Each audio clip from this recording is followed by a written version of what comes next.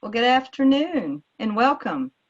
I'm Beth Stewart, and on behalf of the Texas Oral Health Coalition, I'd like to thank you for joining us for the fifth webinar in a specially designed health communications e-learning series funded by the Delta Dental Community Care Foundation. This learning series is a product of the Texas Fluoridation Campaign, a collaborative partnership between the Texas Oral Health Coalition, the Texas Health Institute, and the University of Texas Center for Health Communication in an effort to provide detailed information on how to create successful health messages to improve health outcomes. Today's presentation could not be more timely. Misinformation about fluoride circulates widely online and through social media. This can confuse or mislead people about the benefits and safety of fluoride, and in particular, water fluoridation. This webinar introduces the 5 C's of effective communication about fluoride. Whether your interest is to enhance patients' knowledge or your community's awareness, this session on Speaking Up for Fluoride will offer helpful communication tips. Our presenter today is Matt Jacob. Matt's efforts in communications have been recognized or honored by a variety of organizations, including the Association of State and Territorial Dental Directors, National Public Health Information Coalition, HealthLiteracyMonth.org, and the New York Times. He graduated with a bachelor's degree in journalism from the University of Arkansas in 1985 and previously managed communications and marketing activities for the Pew Children's Dental Campaign and the Children's Dental Health Project. Matt is known for translating complex scientific content into messaging that is clear, concise, and compelling, and most importantly, comprehensible to policymakers or the lay public. For more than 20 years, Matt has helped nonprofits and advocacy organizations raise the profile of their issues, particularly in the areas of health and education. It is my pleasure to introduce you to Matt Jacob. Matt? Thank you so much, Beth. Well, without further ado, let me begin by sharing my disclosure, just so everybody knows that any reference to products or organizations in this presentation, there are only 2 exceptions that I have a financial relationship with. And I want to cover first the objectives. I want to first, before we get too deep into the conversation, touch on why I believe that we can sometimes be misled into thinking that it's simply a matter of disseminating facts, right? The world is filled with lots of fact sheets and FAQs. Health departments at the state, local level, federal level produce these materials, and they can be immensely helpful, but they don't necessarily seal the deal. And I think that's particularly true when it comes to the issues of fluoride and fluoridation. I'm going to present the 4 C's for effective communication. Beth made reference to 5 C's, and I've got a little comment about that near the end. I guess you could say 4, you could say 5. More on that later on. Last but not least, I want to point toward the fluoride resources online that I think are most helpful when it comes to having patients or members of your neighborhood or community who you'd like to be able to refer to places where they can get accurate information. This is, as Beth noted, a real challenge today. But I'm also going to point you as oral health advocates, as dental providers, as pediatric medical professionals, a place where you can go to get helpful information. Sometimes going to those same sites is helpful, but I think there are some sites that are a little deeper, a little more detailed, that can be useful for all of you that I wouldn't necessarily send the public to. So without further ado, I really want to make the point as clear as I can that I think that one of the mistakes we can make when we step kind of out into the public arena on an issue, whether it's vaccinations or fluoridation, is to assume that, hey, I've got the facts, the science is on my side, so we should prevail, right? Unfortunately, facts alone are sometimes not going to be enough, and I think this is one of those issues where it applies. The young lady that you see on your slide right now, she is undoubtedly aware, having heard it numerous times, that smoking cigarettes can cause cancer and emphysema and other health problems. She knows the facts, but she is still smoking. And a lot of people engage in behaviors that are not evidence-based, that are very much at odds with the facts that we know about their impact. Nonetheless, culture, peer norms, those are factors that we have to take into account as we are reaching out to audiences and trying to educate them. Another reason that facts alone are not enough is that we sometimes disseminate those facts using language that is somewhat impenetrable. It can be difficult for people to parse their way through clinical language, technical language, scientific language. And so we've got to strive to make sure that the language we use when we're sharing facts is aligned with the audience that we are communicating to. And then the third reason that I think facts sometimes fall a little bit short is that we don't always give the facts the context they need to make them more relevant to the person we're communicating to. And I'll talk about that very quickly. So I guess the end of the preamble of this training would simply be to seek your agreement, hopefully our consensus, that it isn't simply about what we should communicate, the substance, the facts, but also about how we go about that, how we communicate.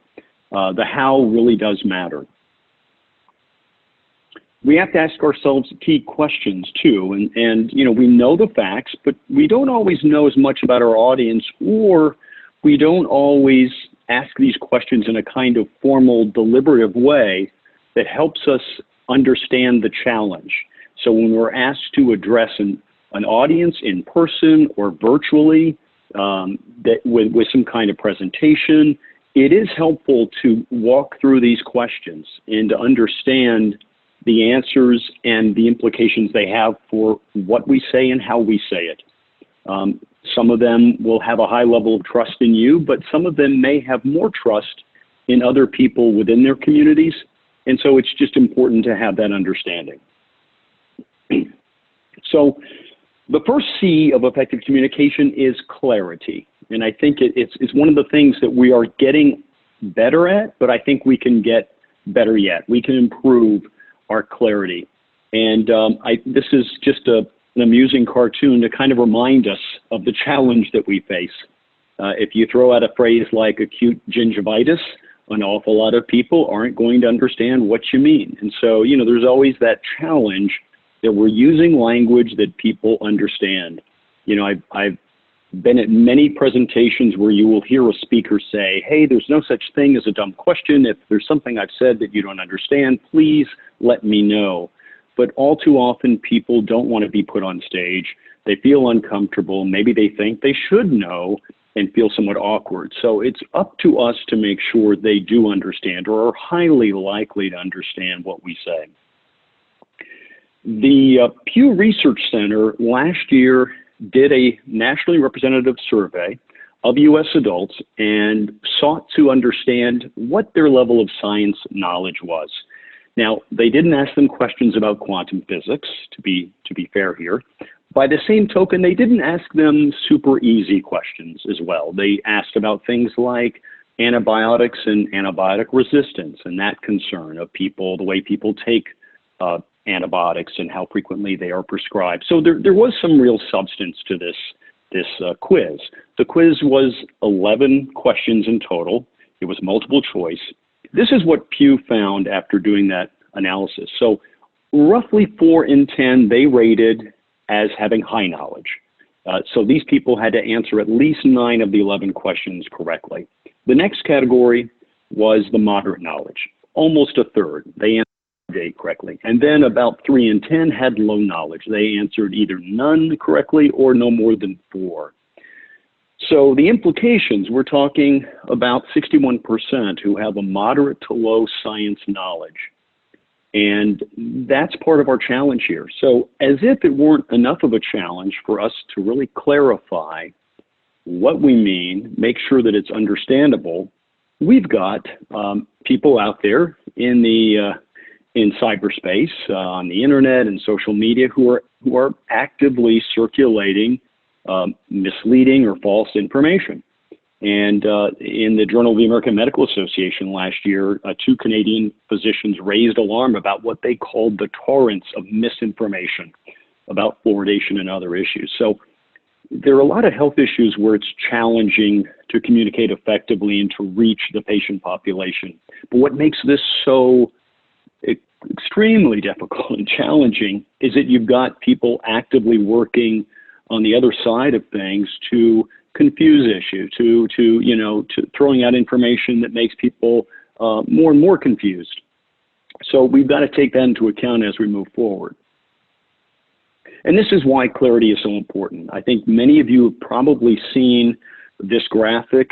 It is on multiple websites, a few federal agencies, as an example of how language needs to be changed or converted to what is called plain language.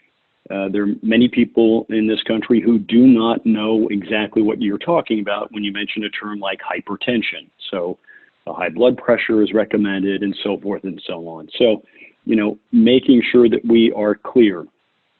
Clarity means a lot of things. It means reading levels.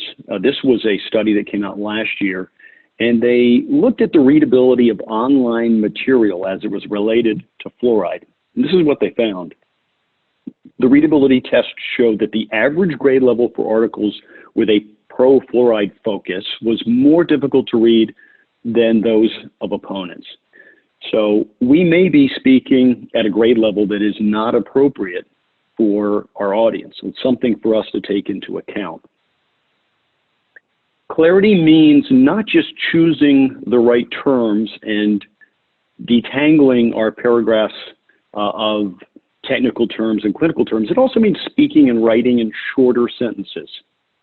This has been something that a lot of experts who've looked at readability have found. It's not just the kinds of words you use in multisyllable words, but the longer sentences get, the easier it is for readers or listeners to get lost somewhere along the way. And kind of a pet peeve of mine here that's somewhat related is to avoid the use of lazy words. There are a lot of words that find their way into our mouths, into the text that we type in Word documents and otherwise that take up some space, but they really aren't essential for the listener or the reader to understand what we're talking about. And this is just an example. There are a lot of words here that we could take out, tighten up, and suddenly we're left with this, which is just more succinct, easier for people to get through, and the key points are all right there. Clinical or scientific language, again, that's something we have to be careful about. And fluoride and fluoridation are very tricky for that reason, because you may want to explain to a patient, you may want to explain to a friend or neighbor how fluoride actually works. How does it strengthen the tooth enamel? You can easily get into something where you are talking about hydroxyapatite and fluoroapatite and remineralization, and it can get very confusing very quickly. Even though you understand what you're talking about, the person hearing you, the person reading what you've written, they may not. So trying to think of shortcuts, ways to tighten up what we're talking about, get to the key point as quickly as possible. Some people will ask you follow-up questions. There will be opportunities to elaborate, to offer more detail, but starting from a less detailed point is just going to be a better place to be. Keep it simple. That's really what it's about, simplifying what we're communicating. The second C is context. I mentioned that earlier. There are a lot of things that don't really seem relevant to someone until they understand that larger context. And, I think this is a real issue that we have when the issue of fluoride comes up in a clinic or when fluoridation comes up within a community, if that issue is discussed by a city council or a water utility board. People have to understand what is at stake for their community. That is really what this comes down to. It's certainly important to mention that the leading health authorities, the CDC, the American Academy of Pediatrics, the American Dental Association, are supportive of fluoridation. But long before you get there, I think it is so important to talk about the need, to lead with the need, and what's at stake here. The way we live our lives, that we socialize, that we're able to work, we're able to learn without pain, without discomfort. So these are the kinds of points that we really need to look for ways to get those out there to create that context. There are an awful lot of people out there who would not guess that tooth decay is the most common chronic disease for children and teens. That is a fact. The CDC says so. The Mayo Clinic has referred to oral health as a window to your overall health. That's an important point to get across, that we're not just talking about a few cavities here and there.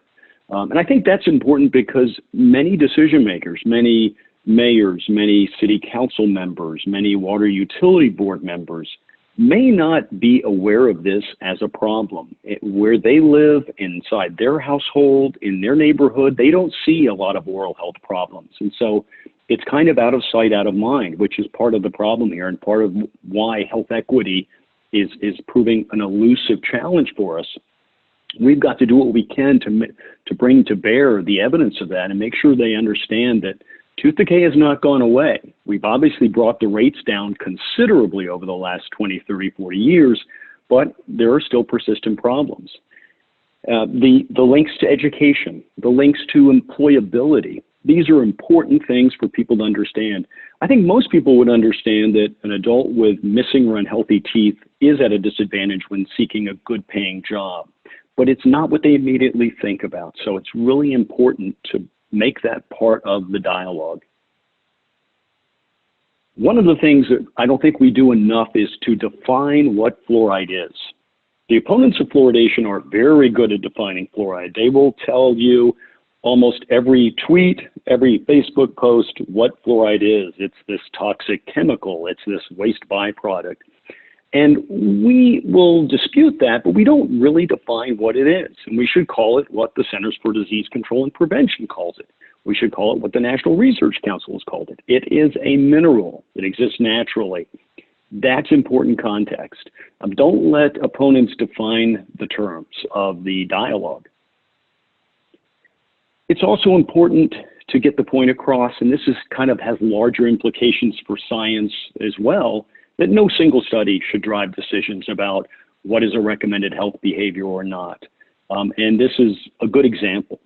You know, you will hear critics of fluoridation frequently say, well, they're not studying this. They're not looking into this. They've decided fluoridation is good and they've stopped researching it. Really? 65,000 plus studies or papers have been published by the National Library of Medicine of the NIH involving fluoride in some way.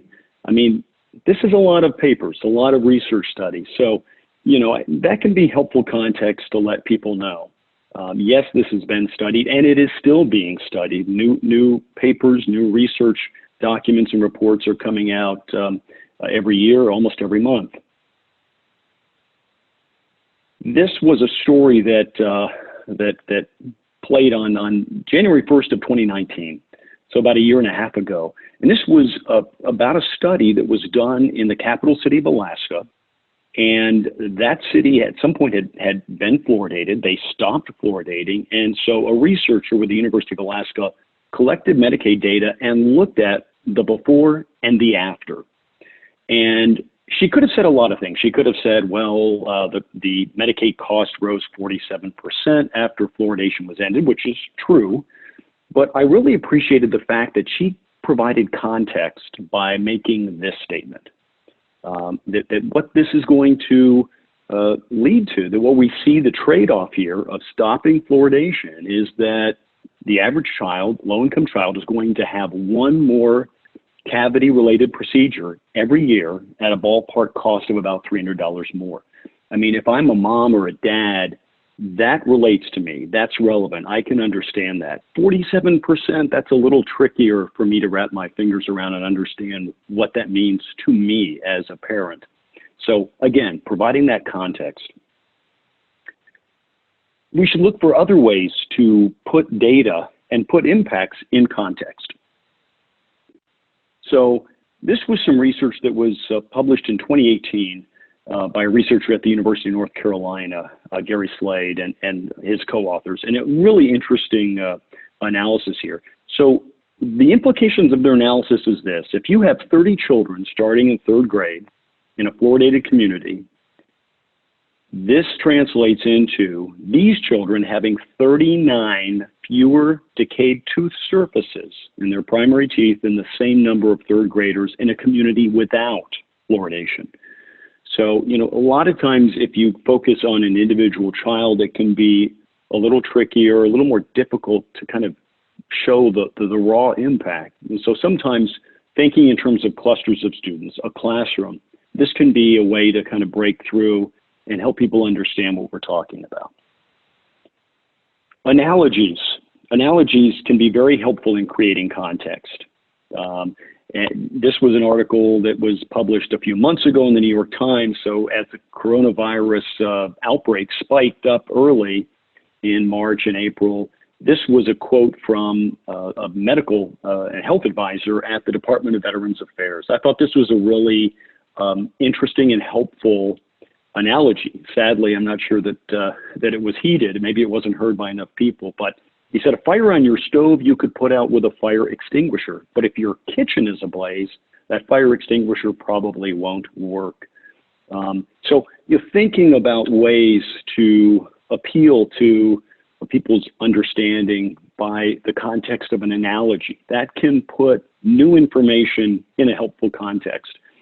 Dr. Terry Rule, a family physician in Pennsylvania, has written and lectured a lot about the power of analogies to help patients, as he puts it, hang on to difficult concepts and connect them with information they already know rather than having to learn them from scratch. Analogies can help to create a mental picture too, which I think is very helpful. They can also be useful in responding to some of the questions, some of the issues that are raised when the topic of fluoride or fluoridation arises in a community. And this is one example. You will hear opponents of fluoridation frequently say, well, you know, if people want fluoride, they can get it in their toothpaste. Why do we need to put it in water? Well, of course, first of all, it naturally exists in water as a mineral. But on top of that, right, this is a good way of sort of thinking of it. We put airbags in a car, but we didn't take the seatbelts out of that car. You know, they work in tandem. They work in complementary ways, just like fluoride in toothpaste and fluoride in water do. We need both. The personal freedom issue comes up a lot, and that can be another way, you know, an analogy can be helpful as a way to put that in some context. Well, yes, you know, personal freedom is important, but we also know that we have certain restrictions on personal freedom. There are limits to all personal liberties, and this is one of them. You know, pretty much every state now has some kind of restriction on your ability to drive and use with your hand a cell phone. You either have to use it hands-free or you can't use it at all. There are a variety of different restrictions.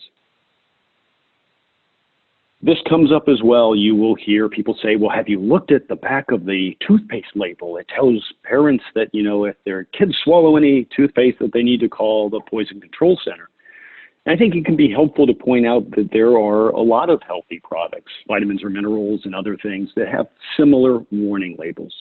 We're not frightened to death of iron, even though the back of an iron bottle has this kind of warning on it. So we have to put this in context, right? We tend to warn people about possibilities. This doesn't mean that this is something that happens every day or even every month.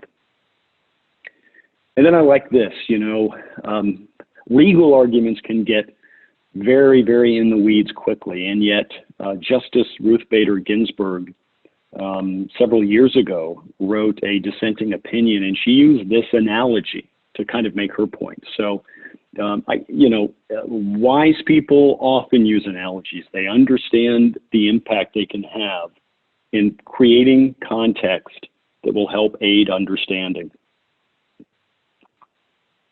Before I continue, Beth, I'm happy to take a question or two if anyone has posted a question.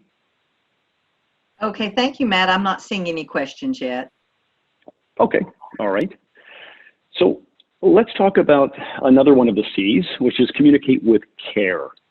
Now, care can mean a couple different things, right? Care can mean caring, compassion, right? We always certainly would recommend that whether you're a dental provider or an oral health advocate or a local health department officer, that you exhibit care and compassion.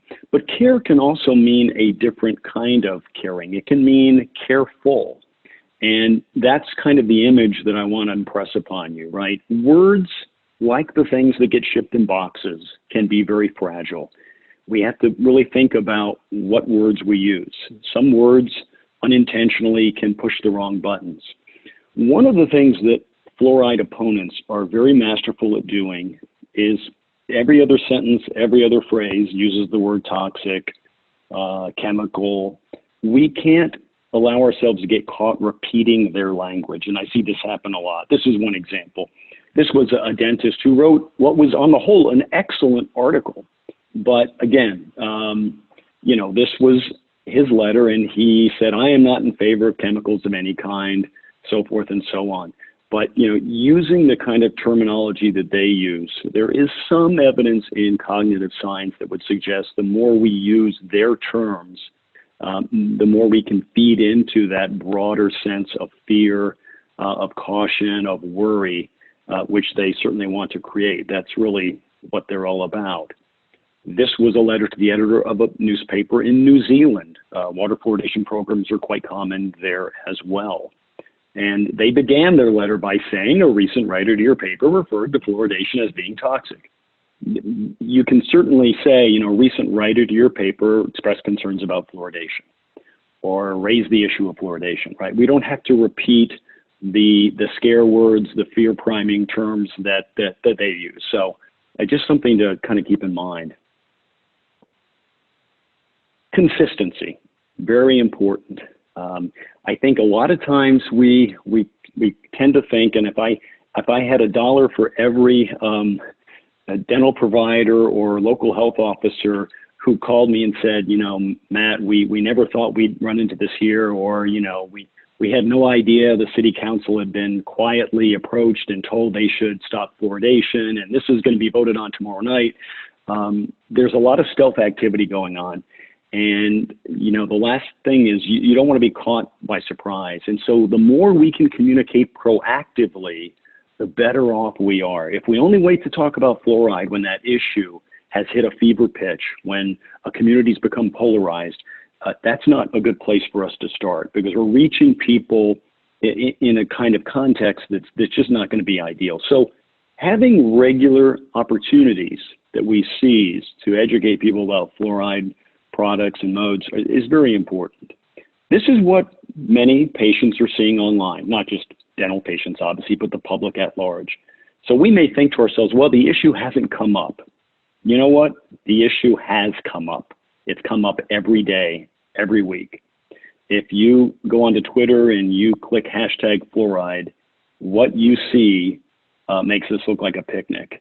The issue is being talked about. And while it's certainly true that many of these people talk to each other, many of them are reaching little by little, day by day, parents, members of the community who don't know that much about fluoride, and they can be influenced by some of this. Some of these messages are obviously conspiratorial, way over the top, but they are learning to communicate with more subtlety. And they are learning how to avoid seeming like conspiracy theorists when they first reach out to an audience. So something we have to realize that the patient population is already seeing this, which is why I think it's important to leverage the trust that we have. I'm saying we in kind of a broader sense. I am not a dentist. I am not a pediatrician. I'm not a dental assistant or dental hygienist. I'm not a physician's assistant, but as a community, the dental and medical sector has people who are trusted, who are respected. Don't take my word for it. This was a 2019 poll. It's about 8 months old now. Gallup does this every single year. They poll the public. How would you rate the honesty and ethical standards of people in these fields? They ask about 22 different professions: dentists, 61% were rated very high or high. The top five, medical doctors, 65% said they were very high or high in honesty and ethics. Nurses, hooray for nurses. My mom was a nurse before she retired. They've been the top ranked profession in this survey for 18 straight years. But I think the key here is the top five include, other than engineers, people who work in medicine and dentistry. I have no reason to believe they weren't part of the survey. They weren't asked about, but I have every reason to believe that dental hygienists, had they been included in this, would have ranked also quite high. And other people, physician's assistants and others. So people wouldn't come to you if they didn't have some level of trust in you. And we've got to leverage this by having conversations, by engaging with them, by talking with them. So we don't want to wait until this issue kind of blows up in the local community. Find a way to incorporate some brief questions about fluoride in every dental visit if you can. And I think for pediatricians, talking about fluoride, offering fluoride varnish for children, I think this is a very important thing as well. I think it's also important after the initial questions is to not ask a yes or no question. Don't say, do you have any questions about fluoride? But to ask, so what questions do you have about fluoride? Make it harder for them to say yes or no. Make them more likely to ask you something. Engaging them, getting them involved is really important. Making them feel comfortable asking questions, even if it may not come across as all that informed. It may reveal some of the myths that they've read or heard about fluoride. But getting them talking, and I think sometimes if you're in a fluoridated community, one of the best questions to ask is, so do you generally drink tap water or do you drink bottled water? That's a helpful question because it's a teachable moment. If they say tap water, you can say, well, that's great, because the local tap water is fluoridated. So you're getting that additional fluoride to help strengthen your tooth enamel. If they say bottled water, it gives you an opportunity to say, well, I don't know for certain, but you should know that most brands of bottled water do not have enough fluoride to help protect against cavities. So many people may assume, oh, well, bottled water would have the same amount of fluoride. So this does give you an opportunity to educate more broadly. If it's a non-fluoridated community, it can give you the ability to let people know that brushing with fluoride toothpaste becomes all the more important because the local water supply doesn't have the right amount of fluoride. So language, how you go about this. If a patient says something like this, I think let me start with the don'ts before I get to the do's. So we don't want to respond this way, right? The person who posted that message may be a good friend. It may be their cousin. So we don't want to seem like we're attacking them. Well, that person obviously doesn't know what they're talking about, or that must be crazy that they said that. We also don't want to say this. I've heard a few people say this. The science is settled. It's a no-brainer. The problem with this is if you say this position is a no-brainer, you could implicitly be saying the other person that you're talking to doesn't have a brain. So we don't want to, there's no need to go there. And the truth is the science is never settled. The science behind fluoride is solid, but it isn't settled because no science is settled. We learn a little bit more. We understand a little bit more every week, every month. So a phrase like the science is settled could be interpreted by your patient, by the mother or the local resident in your operatory as, oh, they've stopped reading, they're not interested in any new studies. And we certainly don't want to convey that. We welcome new research in this field and what we can learn from it. So we don't want to use this kind of language. A better approach, a better place for us is first off, let's thank them for raising the issue. I appreciate you asking me about that. Yeah, a leading Canadian health agency looked at that study and it called the evidence behind it weak. I feel confident in the benefits and safety of fluoride when it's used at the levels that we have here in the US. If you want to learn more about fluoride, I can suggest a couple of websites for you to visit. And I think you can also add this point. It can be tough to find accurate information about fluoride, and I know the evidence on these websites is reviewed and fact-checked. So you've said some very important stuff there, right? On the one hand, you've certainly, as someone that they trust, you said, I feel confident about this. But you also have not approached them like the proverbial traveling salesman, right? You should believe this. Everything you read against fluoride is crazy. Fluoride is great. You are approaching this much more as almost a coach or advisor, right? You are a resource, very important. And being able to refer them to other websites that are accurate is going to be very helpful. Because as much as you may wish they didn't go surfing on the web for fluoride information, a lot of people will. Seeking common ground is another approach. I'm a parent too, so I can understand why reading something like that would make you feel concerned. Let me share what I know about that study and why I feel confident fluoride's a safe way to protect teeth. So, this is a good place to sort of find that common ground. They respect you as a physician, as a dentist, as a dental hygienist, et cetera. But it also can be helpful to establish that commonality. You're a parent too, so giving them permission to ask that question and not making them feel on stage is in your best interest as well as respectful of them. And again, you want to establish yourself as a resource. I want to make sure you have the accurate information that you need about fluoride, to make decisions for yourself and your family, right? You are on their side, right? That's what this is about. You are on their side. You're on fluoride's side only because the evidence is strong for fluoride. And when she takes fluoride in the form of fluoride toothpaste or drinking fluoridated water, it's going to be good for her health. If you do get into a situation where a patient or a member of the public makes it very clear, I've done my research and I know this is terrible, it's toxic and so on. Okay, if nothing else, they've made it clear where they're coming from. No need to press the conversation. We want that to end on a pleasant note. There's no reason for escalation. So, this is something you could say. We both want our community to be a healthy place to live. We just have a different view on how to get there. This is another kind of phrase you could use, de-escalate. They've got their point of view and it is what it is. The accurate websites. Well, there are two that I recommend that stand out. And I do consult for the American Academy of Pediatrics. And this website, I think, is very helpful. So on the homepage, if you scroll down a little bit, you get this screen, questions about fluoride. And what's great about it is right on the homepage, there's a box. Anybody can type in a question, and they have an algorithm that essentially lets them understand what you're asking and will direct you not just anywhere on the internet, to the wild, wild west, but to evidence-based sites. So the American Dental Association, the CDC, the American Public Health Association, places like that, the National Institute for Health. So in addition, there is a Spanish version, and you can simply click at the top right to get to the Spanish version of this. And I think that is very helpful depending on the demographics in your state or community.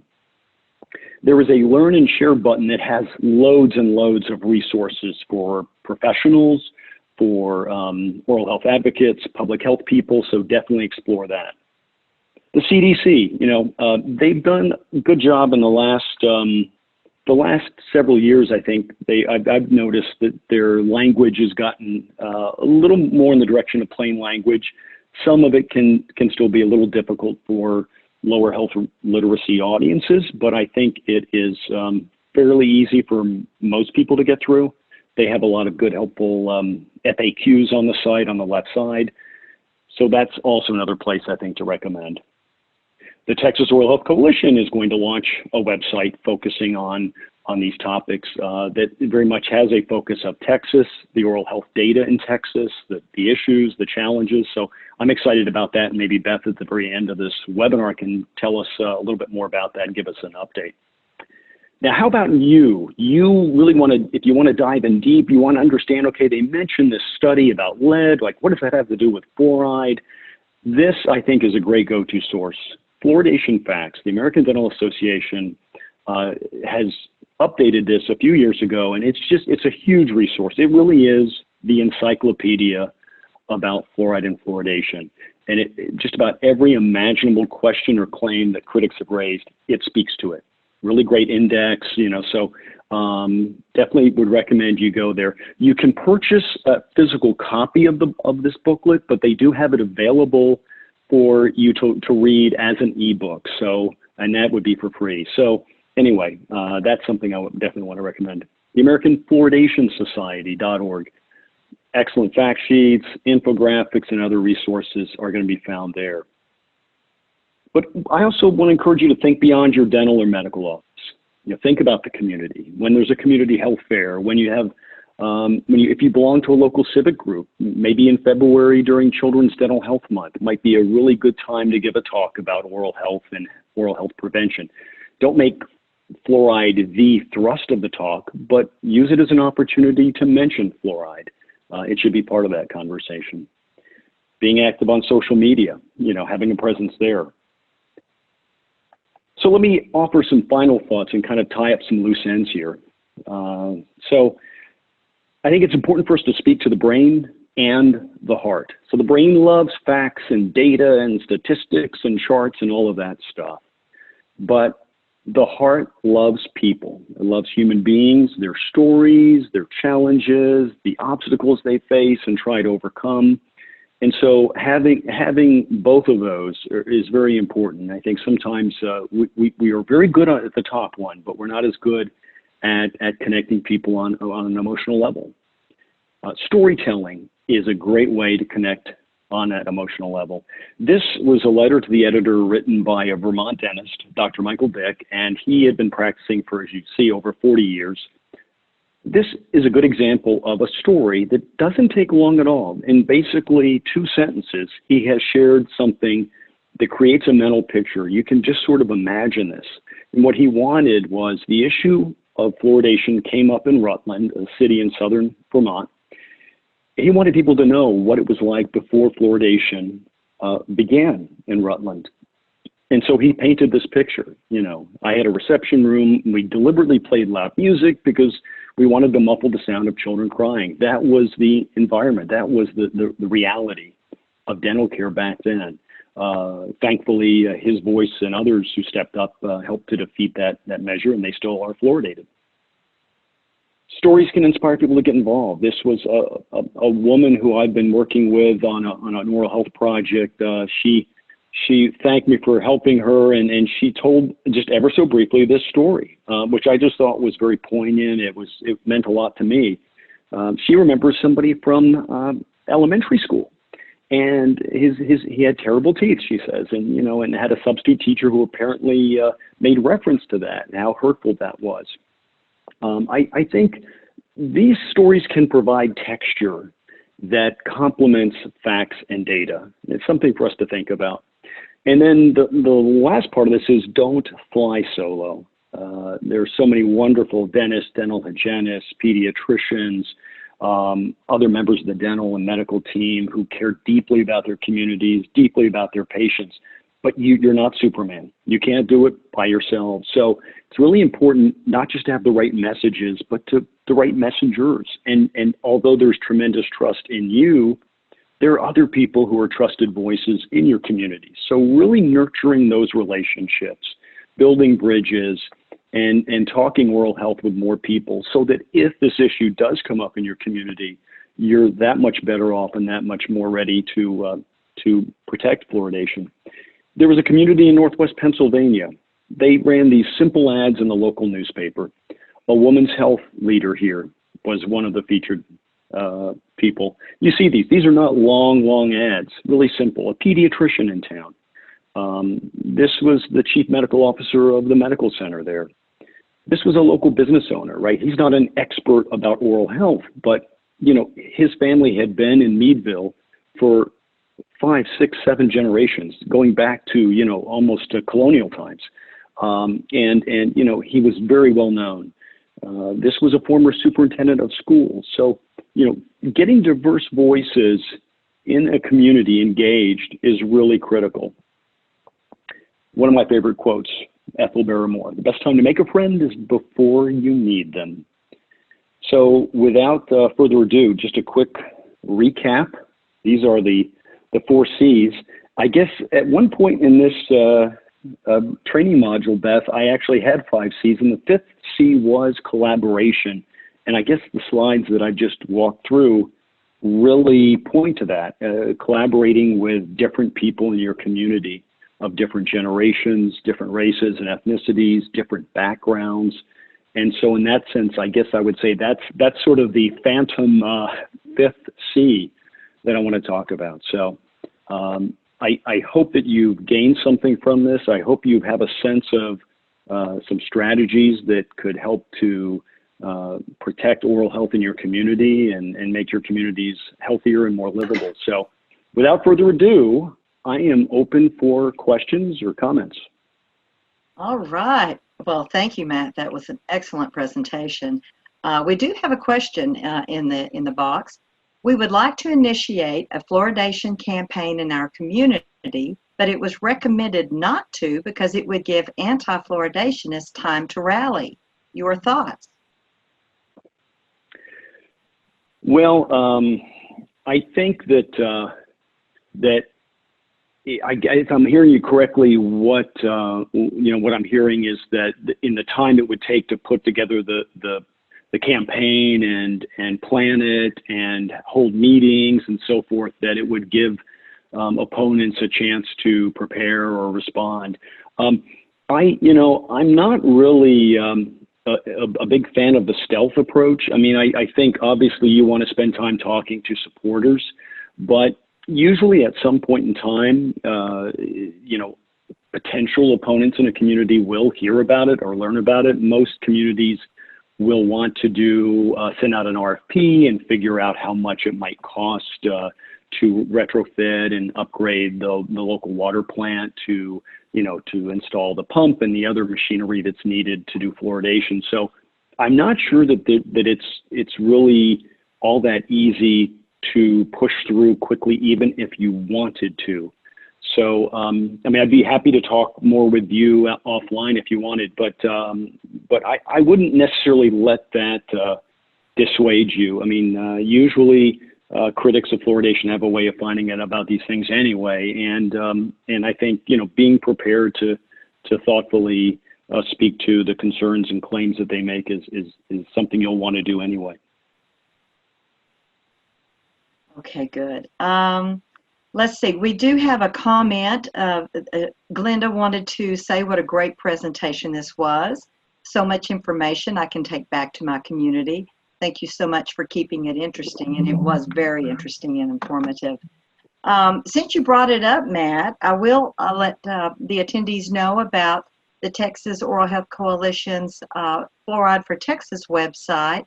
We will be launching our new website for Fluoride for Texas in November 2020. This is through the Texas Fluoridation Campaign, our partnership with Texas Health Institute and the University of Texas Center for Health Communication, where we are developing an interactive website, toolkits, resource materials for parents, medical and dental health professionals, dental educators, and also policymakers. In addition to these materials, we're also providing skill-building webinars in this e-learning health communication series that you've developed, and we'll probably be adding some other presentations as well to that. And again, this is to be launched in November 2020, so stay tuned. If there are no other questions, Beth, I want to give a plug for what you put together. You were kind enough to let me preview it, and there's some really interesting, robust data about the reach of fluoridation in Texas and the impacts. And I think I felt proud to be just a small part of that effort, and I think that's going to be a website that a lot of Texans are going to really appreciate having access to. Well, I hope so. The data visualizations, and again, a lot of this information you'll be able to either take a screenshot, print it out as a PDF, but you can use this information to create your own infographics, your own policy briefs, whatever. But there's so much information in our data dashboard on the coalition website right now. We do have these presentations that you've been doing for us Three of them are already recorded and put on the website where people can access them. They are provided on our website 2 weeks after each live presentation. So on August 20th, they'll be able to view all of them, all 5 of them. And they've been so great. But if anyone wants to learn more about any of the presentations in this e-learning series, or to view or to take a previous course online, you can visit the education page on the TechSOC website at www.techsoc.org. We do want to thank you, Matt, for another wonderful and informative presentation. I think we all learned a little more today about how we can speak up more effectively about community water fluoridation. We'd also like to thank you, Matt, for developing this special health communications e-learning series that provides detailed information on how to create a communications campaign with successful health messages to improve health outcomes. If you should have any questions or require assistance, please email us at info@techsoc.org. It's at the bottom of the slide there. Let's see if there's any other questions. I'm not seeing any new ones. So our thanks and many thanks again to our presenter, Matt Jacob, and to our attendees for taking time out of your schedule to join us today.